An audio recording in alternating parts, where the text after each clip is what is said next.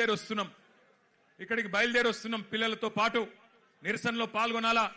కేంద్ర ప్రభుత్వానికి సిగ్గొచ్చే విధంగా మరి మాకు లోక్సభలో సభ్యులు లేరు, రాజ్యసభలో సభ్యులు ఉన్నారు, అక్కడ గొంతిప్పాలా అని చెప్పి మేము బయలుదేరినాం.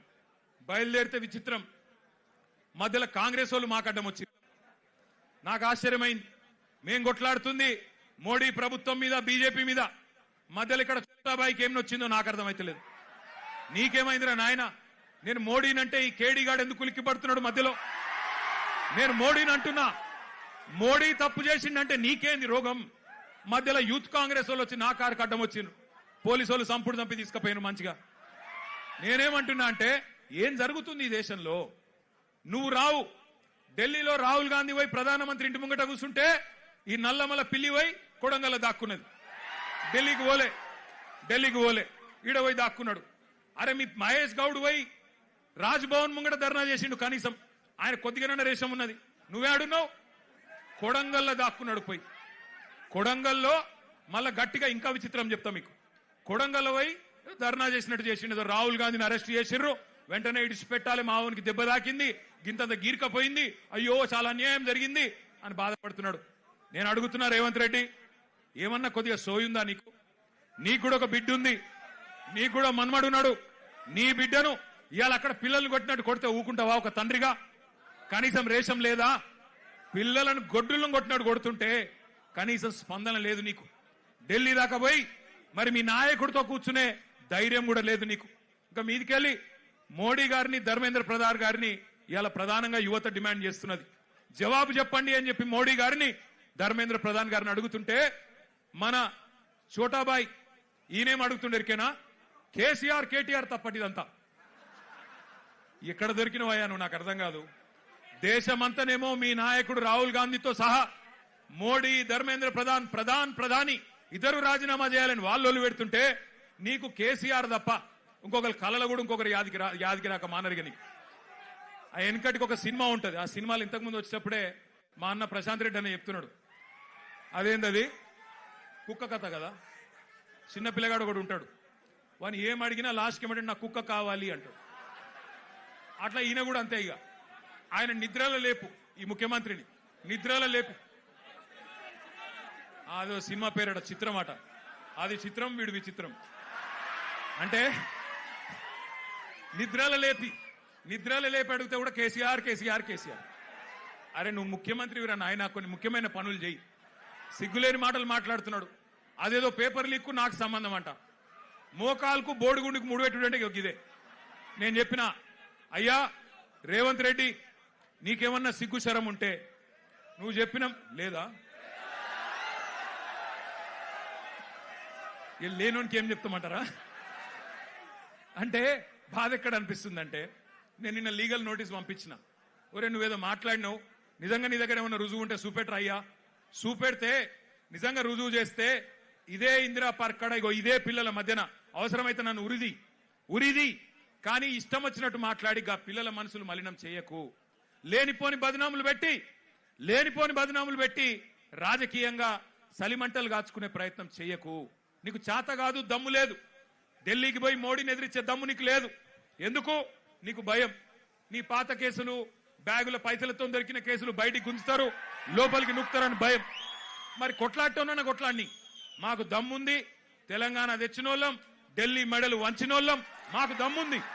అవసరమైతే ఢిల్లీకి పోయి గల్లా బట్టి అడిగే దమ్ము మాకుంది, నీకు లేదు. మరి కొట్లాడేటోళ్ళు కాళ్ళ కట్టెబెట్టి లేనిపోని మాటలు మాట్లాడి పిల్లల నెత్తులు ఖరాబ్ చేస్తున్నావు.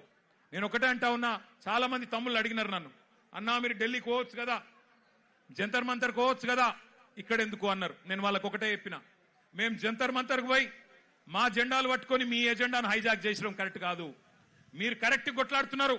ఏ నాయకుడు, ఏ పార్టీ వచ్చి మీకు వాళ్ళ ఎజెండాను మీ మీద రుద్ది రాజకీయ ప్రయోజనం పొందే అవకాశం మీరు ఇవ్వకండి.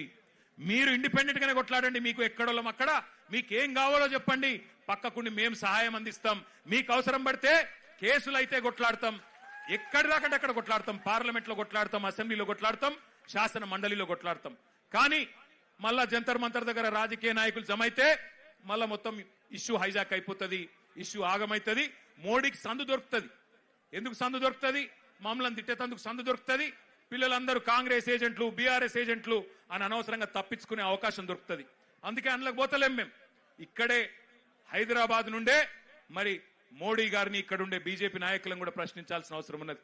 ఇప్పుడే ఒక అమ్మాయి పేరు మర్చిపోయిన నేను, ఎంత గొప్ప మాట మాట్లాడింది. ఐశ్వర్యనా ఏమన్నది అమ్మాయి? రాజకీయ నాయకుల కొడుకులు రేప్ చేస్తే వాళ్ళకేమో బెయిల్ వస్తున్నాయి, జల్దీ బెయిల్ వస్తున్నాయి, మరి ప్రశ్నాపత్రం లీక్ అయితే ఎందుకు సమాధానాలు వస్తలేవు అని అడిగింది. చెప్తారా సమాధానం ఎవరన్నా? ఈ కేంద్రంలో భారతీయ జనతా పార్టీకి 8 మంది ఎంపీలు ఉన్నారు. ఒక్కడికన్నా ధైర్యం ఉందా ఈ ప్రశ్నకు సమాధానం చెప్పేది? 2 కేంద్ర మంత్రులు ఉన్నారు ఇక్కడ రాష్ట్రంలో.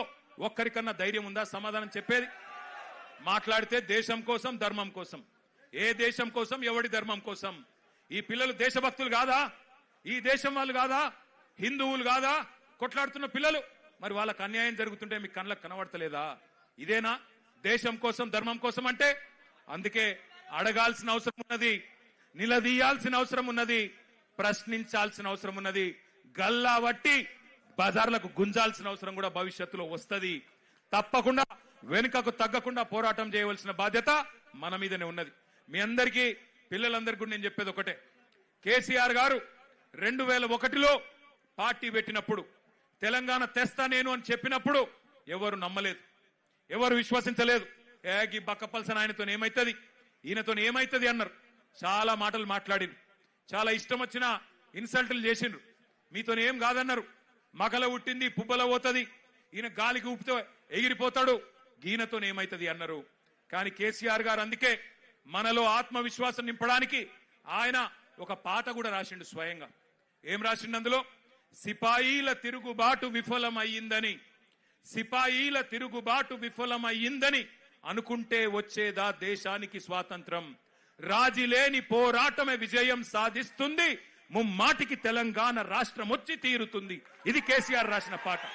14 ఏళ్లు చావుకు భయపడకుండా, కేసులకు భయపడకుండా ఎట్లా ప్రజాస్వామ్యబద్ధంగా పోరాటం చేయాలో ఎక్కడికో పోయి నేర్చుకోవాల్సిన అవసరం లేదు. మన నాయకుడు కేసీఆర్ గారు ఆయన చేసిన పోరాటం మీ కండ్ల ముంగట్నే ఉన్నది.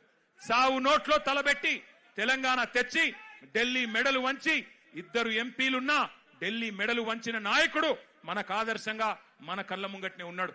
కాబట్టి మనకు ఎవరో ప్రేరణ అవసరం లేదు, ఎవరో మనకు స్ఫూర్తినివ్వాల్సిన అవసరం లేదు. మన నాయకుడు కేసీఆర్ గారే మనకు స్ఫూర్తి. రాష్ట్రాన్ని తెచ్చిన తెలంగాణ తండ్రి కేసీఆర్ గారే మనందరికీ స్ఫూర్తి ప్రదాత. నేను పిల్లల్ని కోరేది ఒకటే, మీ కండగా అవసరమైతే నాకు విశ్వాసం ఉంది. ఎందుకంటే కేసీఆర్ గారు కూడా తల్లడిల్లిపోతా ఉన్నారు. కేసీఆర్ గారు కూడా తల్లడిల్లిపోతా ఉన్నారు మీ ఆందోళన చూస్తున్నాడు. ఆయన ఏం చూడకలేడు. సోషల్ మీడియాలో మీ మాట్లాడుతున్న మాటలు, మీరు ఒక్కొక్కరు చెప్తున్న ఆవేదన, మీరు ఏ రకంగా చేస్తున్న నిరసనలు, ఇవన్నీ కేసీఆర్ గారు చూస్తూనే ఉన్నారు.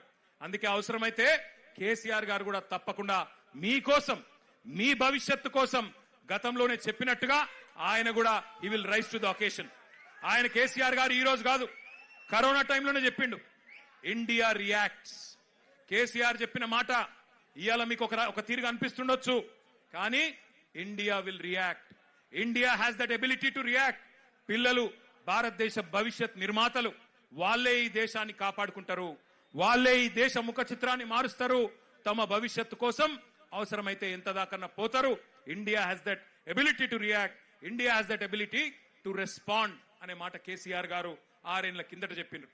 సంవత్సరం కిందట నేను కూడా పోయినా ఒక బొంబాయిలో ఒక ఈవెంట్, ఒక మీడియా ఈవెంట్.